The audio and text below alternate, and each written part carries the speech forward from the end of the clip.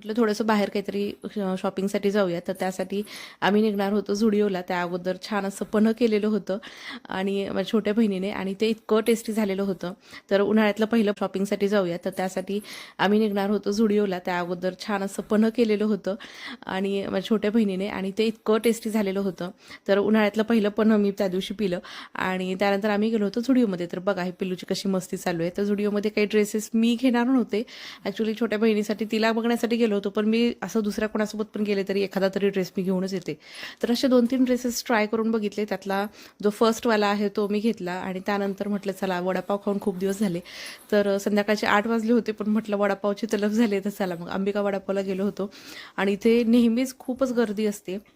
हे काय प्रमोशन वगैरे नाही आहे. मी माझं स्वतःचं मी तुम्हाला सांगते की मला तिथला वडापाव आणि स्पेशली पाणीपुरी वगैरे सगळं काही हायजेनिक आहे, त्याच्यामुळे मला तिथलं आवडतं. घरी आल्याच्यानंतर नित्यसेवा राहिली होती, ती केली. आणि नित्यसेवा करताना पिलूची छोट्या कुरकुर चालू होती. त्याला रोज अशी सवय लागलेली आहे ना की तो नित्यसेवेच्या वेळेस माझ्या मांडीवरच बसलेला असतो आणि जपमाळ वगैरे हातात दिली की त्याला इतकं खुश होतो. ती माळ बघितली की खुश व्हायला लागला आहे. आणि तो पोटात असताना देखील मी एकही दिवस सेवा मिस केली नाही. इव्हन माझ्या डिलिव्हरीच्या डेटच्या दिवशी देखील मी ॲडमिट व्हायच्या अगोदर नित्यसेवा करून गेले होते. त्यामुळे कदाचित ते त्याला खूप आवडत असावं असं मला वाटतं. त्यानंतर घरी आल्याच्या नंतर नित्यसेवा वगैरे झाली आणि त्यानंतर पिल्लू जे होतं ते कलरिंग करत बसलेला होता. तर कलरिंग केलं आणि त्यानंतर आम्ही जेवण वगैरे केलं छानपैकी. आणि असा संपला आजचा दिवस. मी अशी थकून भागून गेले होते कारण की PPT बनवण्यामध्ये माझी रात्रभर जागरण झालं होतं. भेटूया नेक्स्ट व्लॉगमध्ये, तोपर्यंत बाय.